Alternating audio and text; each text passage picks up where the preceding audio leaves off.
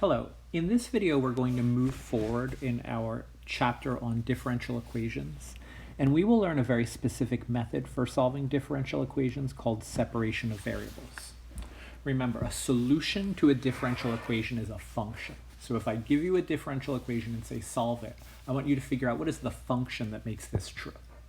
And there are all kinds of methods for solving a differential equation, and you could take multiple classes on this at the collegiate level. For the purposes of the AP exam, there's basically just one technique they want you to know. So if they are asking you to solve a differential equation from scratch, it will definitely be by this method. And sometimes they will explicitly say solve by separation of variables. Even if you happen to know some more sophisticated technique, they want you to use this. So just keep this in mind. This is a very limited way of solving a differential equation, but it's good enough for the examples that we will confront. So let's look at an example where I'm asking you to find the general solution to y prime equals x squared over dy.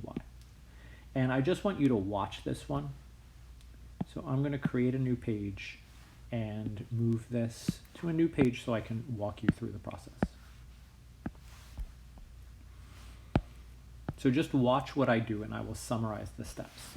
The very first thing I'm going to do is I'm going to write this with the Leibniz notation. Later on in this process, I'm going to do integrals, right? We have a derivative and we want to work backwards, so it feels like taking integrals in some way is relevant. So these differentials remind me of what appears in an integral. So now, here's what I'm going to do, and this feels like a big cheat. We know that dy over dx is an abbreviation for the derivative, and it's not really a fraction of a quantity called dy divided by a quantity called dx. Even though that's true, for this step, as just sort of a convenience, we pretend this is a fraction and cross multiply. So if I cross multiply, I have y times dy equals x squared times dx. And if you want to ask yourself, what the heck does dy mean all by itself or dx mean all by itself? I agree, we have not really talked about that with precision. You can consider this kind of just a time-saving trick. We temporarily pretend like this is a fraction, and I promise you it all works out. There are some very technical definitions behind what dy really means, and I'm not going to get into them.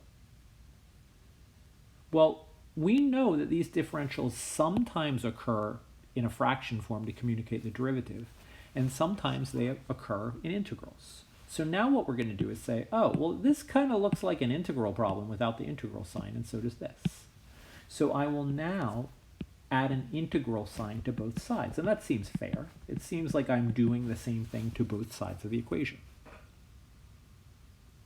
And what I realize here is that on the left, I have an integral that I know how to do. The variable name happens to be y, but these match, so just the pattern is fine, just treat it as y. And similarly over here on the right, I also have an integral that I know how to do. So let's do those.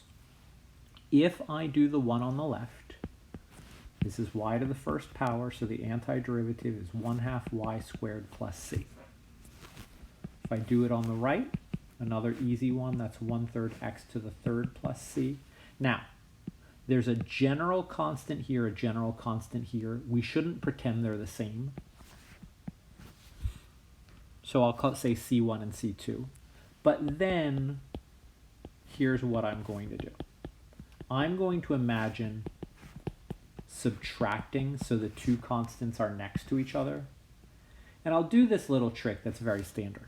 I will look at this and say, okay, this is some constant, I'm not sure what it is, minus some constant, I'm not sure what it is. So this whole thing is really just some constant that's unspecified. So what we'll actually do is we'll say, all right, let's just put 1 plus c here on the right. So in practice, what we usually do is skip all of this intermediate stuff where we pretend there are two different constants. And we'll say the pattern here really seems to be that I have 1/2 y squared equals 1/3 x cubed plus c. So in practice, when there's a constant on either side, we can take into account that we could have subtracted, and we'll just put it on one side, usually with the x. So what was the instruction? Solve this. Solve means find the function y. So here we have an equation with y in it, but let's actually find what y is. If I multiply each side by 2, I get y squared equals 2/3 x to the third plus, now watch what I'm going to do. Technically, I have 2 times c, but we are allowed to be kind of flexible here. What is c? C is some unspecified constant. I don't know what it is, it's just a number. So if I take a number that I know absolutely nothing about and multiply by 2, I get a different number that I know absolutely nothing about, and we'll continue to call it c. These are different numbers, but since we don't know either one, that's okay. You can do that if there's only one c in your equation. If you're only dealing with some constant, unspecified constant times 2 is unspecified constant. That's fine. If you want to call it 2c, that's not wrong. And now to get y would be plus or minus the square root of 2/3 x to the third plus c. So there are actually 2 different equations that might work. So, depending upon what c is, we have others. So this is the general solution. I'm not saying it's one specific function. I have a bit of choice. I can choose what c is, and I can also choose whether I take a positive or negative. Let's see, does this make sense? So let's actually make this more specific. I will check this by saying, all right, what if y specifically is the positive square root of 2/3 x to the third minus 4? So I'm deciding it's the positive square root and c is negative 4. Is it really true that y prime is equal to x squared over y? Let's see if that's true. Let's actually make sense of what we've done here. This feels very abstract, but what we're trying to do is find the equation, find the function that makes that true. And we think we have one. Let's check if it works. So I'm going to write this to the 1/2 power. So if I do y prime by the chain rule, it would be 1/3 times 2/3 x cubed minus 4 to the negative 1/2 times, by the chain rule, 2x squared. I notice that the 1/2 and the 2 will cancel, so this is 2/3 x cubed to the negative 4, minus 4, 2/3 x cubed minus 4 to the negative 1/2 times x squared, which is the same as x squared over the square root of 2/3 x cubed minus 4, which is the same as x squared over y. So what I have demonstrated here, that yeah, I really do have that y prime is the same as x squared over y. If I compute y prime and write it cleverly enough, I will observe that it is x squared over y. So this really checks. It was not obvious at all which function has this property, right? Which function has this property where the derivative is the same as taking x squared divided by the function? Not obvious at all, but we did get there. So let's review what we did. This method is called separation of variables. And I'm lining up the steps for you. Maybe you're not going to memorize this right away. That's understandable. When in doubt, look at the steps. I put them here for a reason. So first, we make sure the derivative is written in Leibniz notation with the differentials. So that's what I did right off the bat. Then we separate the variables. So what I did in my example was just cross multiplication. But do whatever you need to do so that any occurrence of y and dy are on one side, while any occurrence of x and dx are on the other. I'm assuming that things are called y and x in this example. Obviously, if they have different names, that's different, but separate them. Anything with one kind of variable or its differential on one side, anything with one kind of variable and its differential on the other side is on the other side. And we cheat and pretend that this derivative is a fraction. So you temporarily pretend it's a fraction of values. I promise that will work in the long run. If you do this, you should be able to rewrite this in the form where you have essentially some function of y dy equals some function of x dx, and then you integrate each side, right? You basically throw integrals there. So write your differentials last so that you can throw integrals on each side. Do the integral, and you only need that plus c once. Generally, it's a good idea to put it with the x. Then, if possible, solve for y. Sometimes you'll get a relationship where it's too hard to solve for y, and you would just have to stop and say, well, here is a relationship, but I can't solve it. And then what I would encourage you to do is check your answer. Okay, so we checked the previous one already. But here's something that you can try. We found, again, that the general solution was y equals plus or minus the square root of, what did we get? 2/3 x cubed plus c.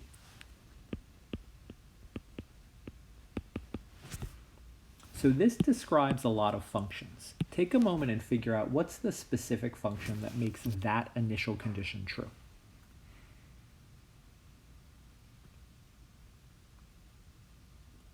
So I hope you pause to try that. Let's think about this. Y of 0 would be plus or minus the square root of 2/3 0 cubed plus c. And we're saying that's equal to 3. So one thing I'll point out right away is if I got 3, I know I'm taking the positive square root.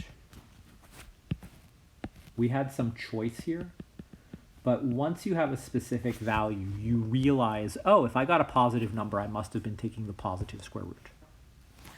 So what we're saying here is the square root of, and if I simplify all of this, it's just c. Plugging in 0 usually makes things pretty nice, is 3. Square each side, c equals 9. So my particular solution, remember the solution is a function. My particular solution is the positive square root of 2/3 x cubed plus 9. That is the unique function that makes this differential equation true. So it has this interesting pattern about how the derivative compares to the original function. And it makes this particular fact true. That value is true.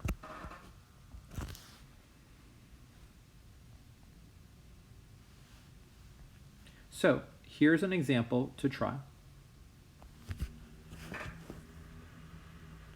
Find the general solution to this differential equation, and then find the particular solution. So try to do this.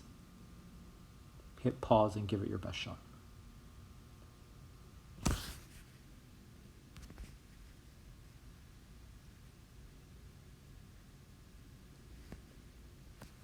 Okay, so I hope you paused.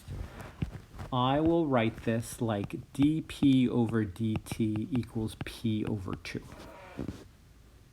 If I cross multiply, that gives me 2dp equals p dt. So cross multiplication gets the ball rolling, but I notice that I don't have separation of variables. My right-hand side has a p and a dt.